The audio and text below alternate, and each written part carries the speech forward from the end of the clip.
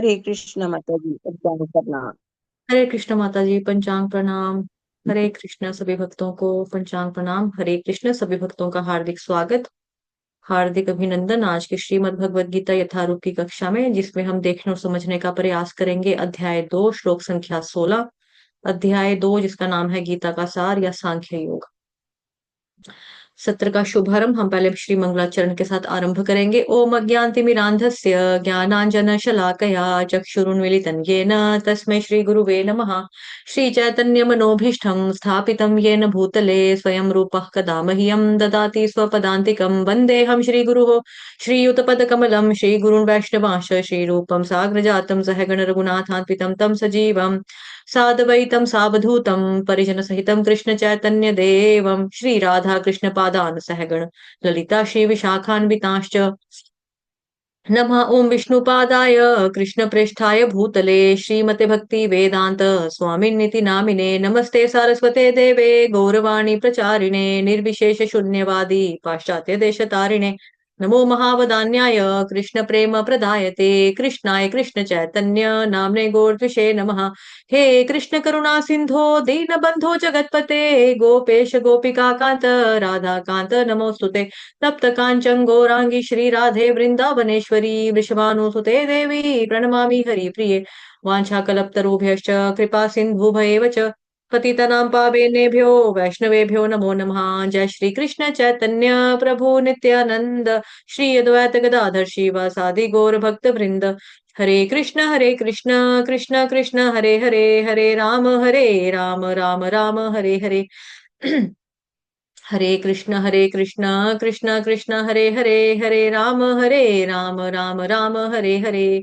हरे कृष्ण। आप सभी भक्तों का, सभी वैष्णवों का, सभी भागवतों का हार्दिक स्वागत, हार्दिक अभिनंदन आज की श्रीमद् भगवद गीता यथारूप की कक्षा में, जिसमें हम देखने और समझने का प्रयास करेंगे अध्याय 2 जिसका शीर्षक है गीता का सार या सांख्य योग। उसका श्लोक संख्या 16 को देखने और समझने का प्रयास करेंगे। अध्याय 16 नहीं, अध्याय 2 श्लोक संख्या 16। नासतो विद्यते भावो ना भावो विद्यते सतः उभयोरपि दृष्टोऽन्तस् त्वन्योस्तत्त्वदर्शिभिः।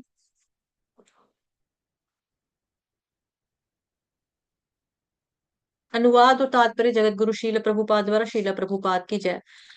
दर्शियों ने यह निष्कर्ष निकाला है कि असत यानी कि भौतिक शरीर का कोई चिर स्थायित्व नहीं है, किंतु सत्य यानी कि आत्मा अपरिवर्तित रहता है। उन्होंने इन दोनों की प्रकृति के अध्ययन द्वारा यह निष्कर्ष निकाला है।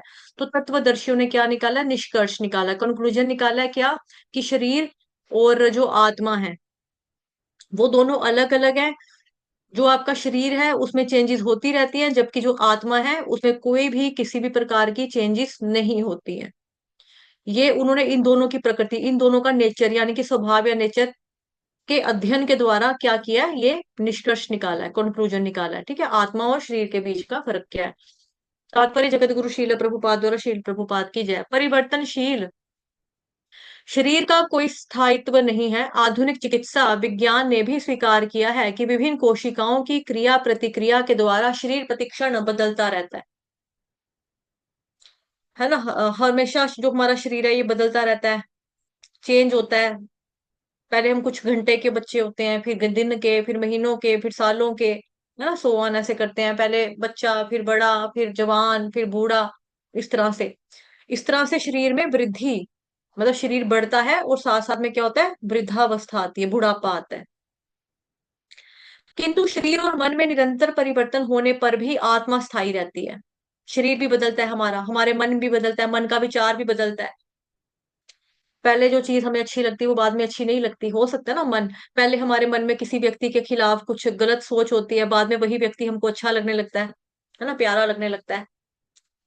शुरू शुरू में नफरत होती है जब कभी शुरुआत ही अगर आपकी किसी से खराबी के साथ हो जाए, है ना। पहली बार जो देखा मुझे तुमसे हुई नफरत, फिर कैसे मोहब्बत हो गई। तो शरीर जो है वो भी हमारा बदलता है।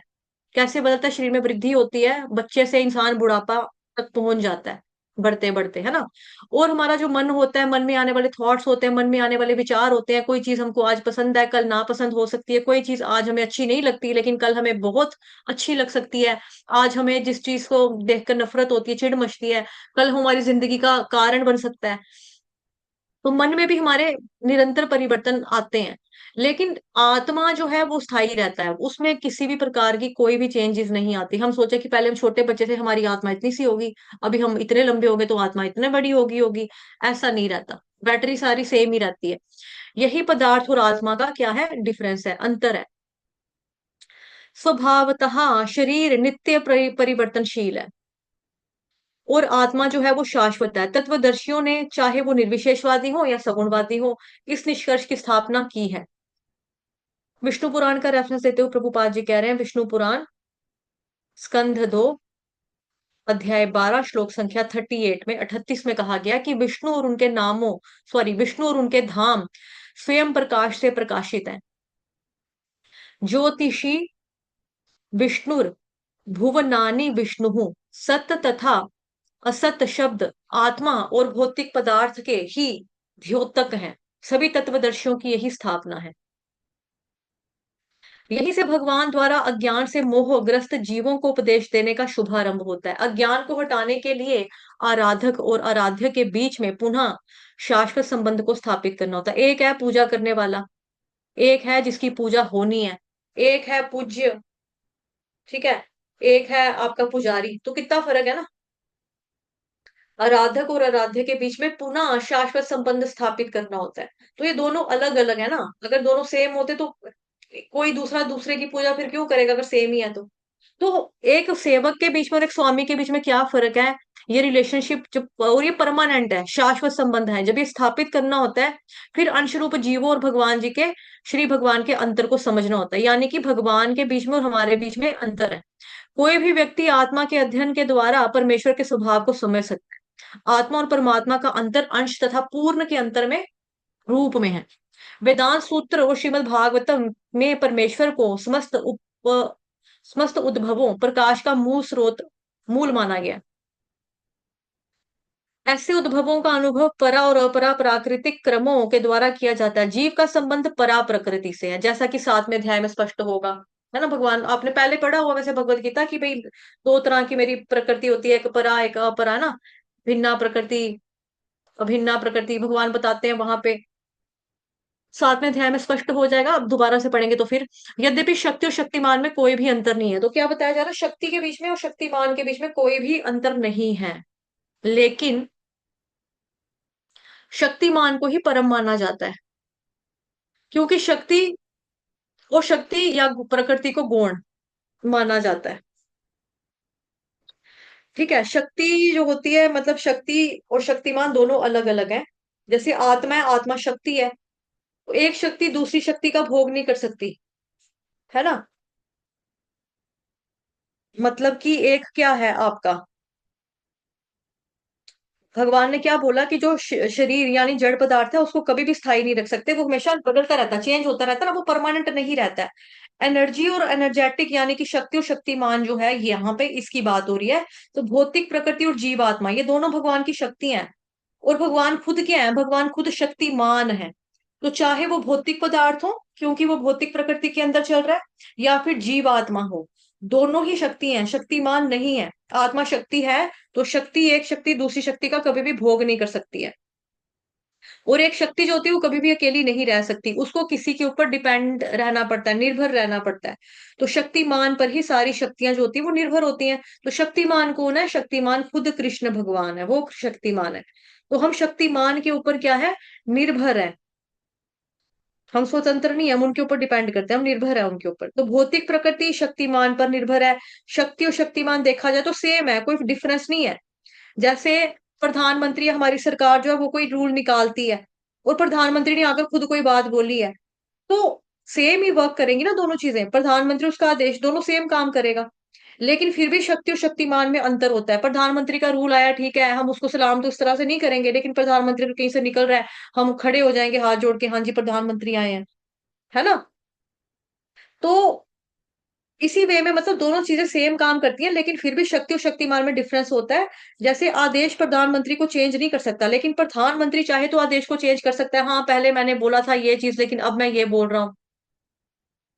ठीक है, तो ये चीज हो सकती है। ओके। जो प्रश्न है आप चैट बॉक्स में डाल दीजिए माता जी, कक्षा के बाद में उसको दिया जाएगा आंसर।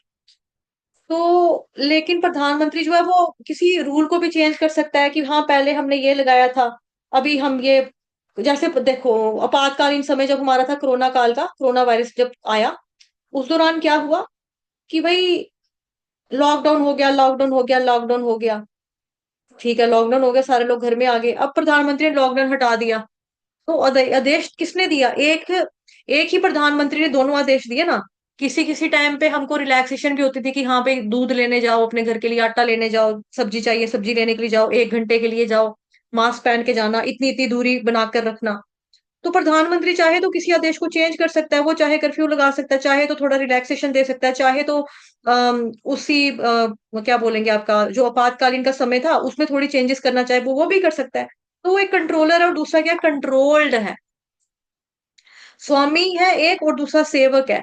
लेकिन अज्ञानता के कारण क्या होता है, अज्ञानता के कारण जो जीव आत्मा है ना, वो इस बात को समझ नहीं पाती है।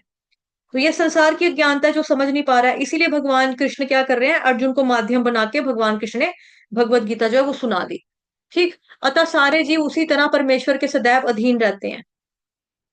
सारे जीवात्मा क्या करते हैं, उसी तरह से भगवान जी के ऊपर अधीन रहते हैं, जिस तरह से सेवक स्वामी के या शिष्य गुरु के अधीन रहता है। तो हमें गुरु का भी कहना मानना है। अगर कोई नौकर होगा, सेवक होगा, तो उसको अपने स्वामी का भी कहना मानना है ना?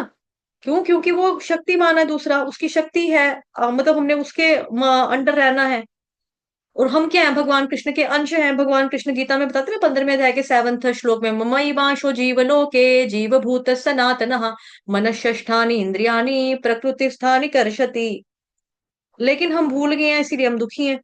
तो फिर वही चीज बताइए ना, संबंध को पुनः स्थापित करना। हरे कृष्ण। प्लीज डोंट डिस्टर्ब लाडली माता जी। आपको मैंने बोला कि आप चैट बॉक्स में लिख दो, आप स्क्रीन गंदी मत करो ना, इस तरह से काटे पाटे मत मारो। मोबाइल से, मोबाइल को इस तरह से मत करो। यहाँ पे देखो क्या पढ़ा हमने, पढ़ा था ना अभी,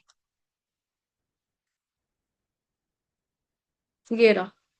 अज्ञान को हटाने के लिए आराधक और आराध्य के बीच में पुनः शाश्वत संबंध को स्थापित करना होता है। और फिर अंशरूप, अंशरूप क्या, ममई वांशो जीव भो, है ना, जो भी बोला, ममई वांशो जीवलो के जीव भूत सनातन मनष्ठानी इंद्रियानी प्रकृति स्थानी कर्षति। और फिर अंश रूप जीवों तथा श्री भगवान के अंतर को समझना होता है। लेकिन हम ये चीज भूल चुके हैं ना, संबंध को भूल चुके हैं। अब यहाँ पर क्या बता रहा है, पुनः शाश्वत संबंध को स्थापित करना, ये चीज बता रहे हैं।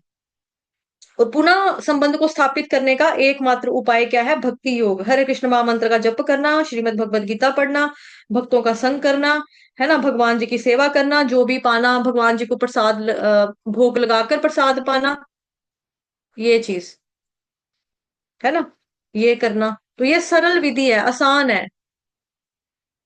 ये सारा काम क्या है, आसान है। लेकिन हमारा क्या बताया, जैसे ऊपर क्या लिखा था इन्होंने, हमारा मन जो है वो चेंज होता है।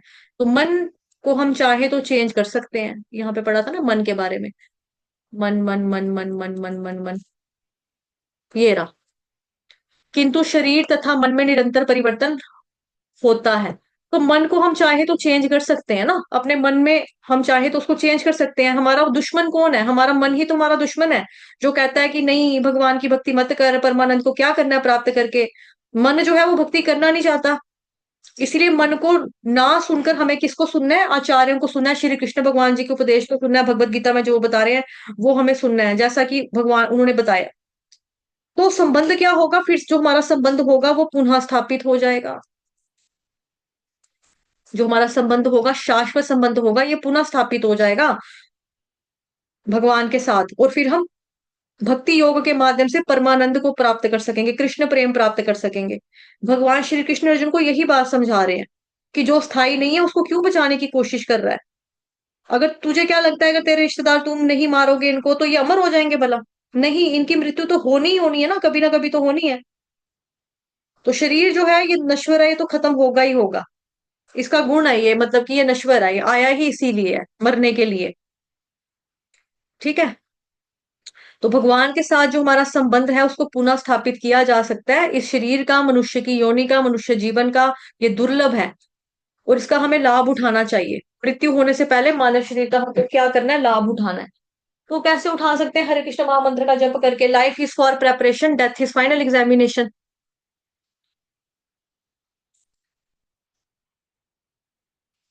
अतः सारे जीव परमेश्वर के अधीन रहते हैं, जिस तरह से स्वामी स्वामी या शिष्य गुरु के अधीन रहता है। अज्ञान अवस्था में ऐसे स्पष्ट ज्ञान को समझ पाना संभव है। अभी हम क्या है? अज्ञानी है ना, तो हमें प्रमाणिक गुरु की शरण में जाना है, उनसे शिक्षा दीक्षा लेनी है, भगवत गीता शास्त्र इत्यादि पढ़ने हैं, फिर हम इस ज्ञान को समझ पाएंगे क्लियरली। अदरवाइज इनके बिना, गुरु के बिना, कृष्ण की कृपा के बिना, या भगवत गीता पढ़े बिना, हरे कृष्ण महामंत्र का जप किए बिना, भक्ति योग के बिना, स्पष्ट ज्ञान को, स्पष्ट ज्ञान मतलब क्लियरली है, लेकिन हम फिर भी, हमारे लिए संभव हो जाएगा इसको ग्रहण करना, ज्ञान को समझ पाना। अतः ऐसे अज्ञान को दूर करने के लिए हमें क्या करना चाहिए? सदा सर्वदा के लिए जीवों को प्रबुद्ध करने हेतु भगवान ने श्रीमद् भगवत गीता का उपदेश देते हैं। तो अर्जुन को भगवान कृष्ण जो है समझा रहे हैं। ठीक है, अब इस पे थोड़ी सी चर्चा कर लेंगे। जो थोड़ी बहुत बातें थी उस पे की हमने। तत्वदर्शियों ने यह निष्कर्ष निकाला है कि असत भौतिक शरीर का कोई चिरस्थायित्व नहीं है, किंतु सत्य आत्मा अपरिवर्तित रहता है। उन्होंने इन दोनों की प्रकृति के अध्ययन द्वारा यह निष्कर्ष निकाला है। अब ये जो बॉडी है ना, ये टेम्पररी है। हमारी बॉडी के अंदर 6 फेसेस होते हैं हमारे। जन्म देता है, ये जन्म होता है इसका। ठीक है, फिर इसका विकास होता है, ग्रोथ होती है, फिर रिप्रोडक्शन, प्रजनन होता है, एग्जिस्टेंस, अस्तित्व में बना रहता है, फिर ड्विंडल, क्षय होता है, और फिर मृत्यु होती है, डेथ हो जाती है। तो बॉडी जो है ये तो टेम्पररी है, लेकिन उसके अंदर चेंजेस होती हैं। तो चेंजेस होते होते होते होते क्या होता है? ये खत्म होता है, जैसे यहाँ पे भी पढ़ा हमने। इस तरह शरीर में वृद्धि तथा वृद्धावस्था आती है, किंतु शरीर और मन में परिवर्तन होने पर भी आत्मा स्थायी रहता है।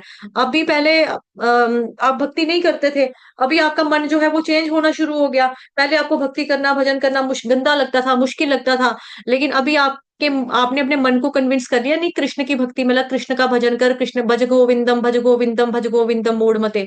ये बात अब आपने अपने मन में डाल दी है ना? तो क्या हो गया? मन भी आपका निरंतर परिवर्तन हो रहा है, लेकिन उसके बावजूद जो आत्मा ना, वो स्थायी ही रहेगी, वो बनी रहेगी। ठीक है, तो मैं आपको बता रही थी 6 तरह के चेंजेस होते हैं, जैसे यहाँ पर लिखा हुआ है, वृद्धावस्था, वृद्धि, वृद्धावस्था, है ना? हम बड़े होते हैं, जवान होते हैं, हाइट चेंज होती है, कद काठी, मोटापा, ये ये सब चेंज होता है। जवान है, 30 का समय, 40 का समय, 50, फिर बुढ़े हो गए, बच्चे हो गए, कुछ बायो प्रोडक्ट्स निकल गए शरीर में, कुछ अलग निकला, है ना? 40 के बाद व्यक्ति को कई तरह की बीमारियां लग जाती हैं, घुटने में दर्द, सिर दर्द, पीठ दर्द, यहाँ दर्द, वहां दर्द। तो धीरे धीरे धीरे धीरे करके क्या होता है? शरीर में वृद्धि होती है, बुढ़ापा आता है, उसके बाद वृद्धावस्था आती है, फिर एक दिन डेथ भी हो जाती है। तो ये जिंदगी के 6 मोड़ हैं, जो हर एक के शरीर में, हर एक की बॉडी में आते ही आते हैं, और सबकी बॉडी में आते हैं ये। तो बॉडी के साथ हमेशा ऐसा ही रहेगा। इसीलिए जो शरीर है उसका कोई चिर स्थायित्व नहीं है, कोई चिर स्थायित्व नहीं है, शरीर का कोई स्थायित्व नहीं, परमानेंट नहीं है इसका कोई। There is no permanence in body. Body जो है वो टेम्पररी है। तो भगवान वही बता रहे हैं कि जो आत्मा जो है ना, वो अपरिवर्तित रहती है, वो परिवर्तनशील नहीं है, वो चेंज नहीं होती है। शरीर प्रतिक्षण बदलता रहता है। धीरे धीरे धीरे धीरे धीरे धीरे आप मृत्यु के नजदीक जाते हो, है ना? धीरे धीरे धीरे धीरे धीरे धीरे। अब अर्जुन का यहाँ पर क्या किस्सा है? अर्जुन का प्रॉब्लम क्या है? अर्जुन को ही भगवान कृष्ण गीता सुना रहे हैं ना, जैसा कि हमने यहाँ पढ़ा। जीवों को प्रबुद्ध करने हेतु भगवान ने भगवत गीता का उपदेश दिया, दे रहे हैं भगवान। ठीक है। तो अर्जुन को दुख है कि हाय, ये सारे मर जाएंगे मेरे रिश्तेदार। लेकिन कृष्ण भगवान क्या कह रहे हैं? अगर तू युद्ध से दौड़ जाएगा, तू कह रहा है कि मैं सन्यासी बन के रह लूंगा, मैं झोपड़ी में रह लूंगा, मेरे को क्या फर्क फर्क पड़ेगा, मैं जंगल में रह लूंगा, मैंने क्या करना है, पैसे लेकर, ये हो जाएगा, वो हो जाएगा, मेरे सारे संबंधी रिश्तेदार मर जाएंगे, तो क्या फायदा? अगर तुम युद्ध नहीं करोगे, युद्ध करने से दौड़ जाओगे, युद्ध को स्किप कर दोगे, तो क्या तुम्हारे जो रिश्तेदार हैं अमर होने वाले हैं? नहीं, अमर तो ये तभी भी नहीं होंगे, आज नहीं तो कल तो उनका नंबर लगना है। क्यों? क्योंकि शरीर जो है ये क्या है? असत है ना? ये भी लाइन्स पढ़ी हमने, शरीर असत है। ये असत भौतिक शरीर है, ये क्या है? असत है। शरीर जो है ये असत है। जो आया है वो जाएगा, आज नहीं तो कल सबका नंबर आएगा, किसी का नंबर पहले तो किसी का नंबर बाद में आएगा, लेकिन ये बात पक्की है कि नंबर जरूर आएगा। शरीर जो है ये असत है, अर्थात नाशवान है। तो श्लोक में भी यही लिखा है ना, नासतो विद्यते भावो, नासतो विद्यते भावो। शब्दार्थ में देखें, न, नहीं, अस्त का, विद्यते है, यानी कि शरीर क्या है, भौतिक शरीर क्या है हमारा, असत है। लेकिन आत्मा, आत्मा चाहे शुद्ध हो या ना हो, चाहे शरीर जिए या नष्ट हो, लेकिन सत्य, वो सत्य है, यानी कि अविनाशी ही रहेगी। ना भावो विद्यते सतः, ना भावो विद्यते सतः, कभी नहीं परिवर्तनशील गुण विद्यते है, उसके अंदर कोई भी चेंजेस नहीं पाई जाएंगी, कभी भी वो चेंज नहीं होगा, वो परमानेंट है, अपरिवर्तित रहती है, अपरिवर्तनशील है आत्मा। आत्मा के बारे में बताया जा रहा है यहाँ पे। तो तत्वदर्शियों की दृष्टि में क्या है, यही मत है उनका। इसी कारण एक तत्वदर्शी सदैव आत्मा के कल्याण के लिए ही कार्यशील रहता है, उसी के लिए कोशिशें करता रहता है, ना कि मात्र शरीर के कल्याण के लिए। इसको आपने एक उदाहरण से पहले भी आपको समझाया हुआ है बहुत बार, दोबारा से बताते हैं। स्क्रीन पर ही आप देख रहे हो, इसमें क्या आप देख रहे हैं, एक औरत है ना, एक औरत है और वो क्या कर रही है, उसके अंदर ये रेड कलर का उसका पैरट है। फॉरेनर लेडी है तो तोता भी उसका ग्रीन कलर का नहीं दिख रहा है हमको, कुछ होगा अमेरिकन या ऑस्ट्रेलियन पैरट टाइप होगा। तो उस औरत ने क्या किया, बाजार से एक तोता खरीद कर अपने घर में लाई, और तोते के लिए इसने बड़े ही सुंदर मूल्यवान सोने का पिंजरा जो था उसका निर्माण किया, या पिंजरा खरीदा इसने।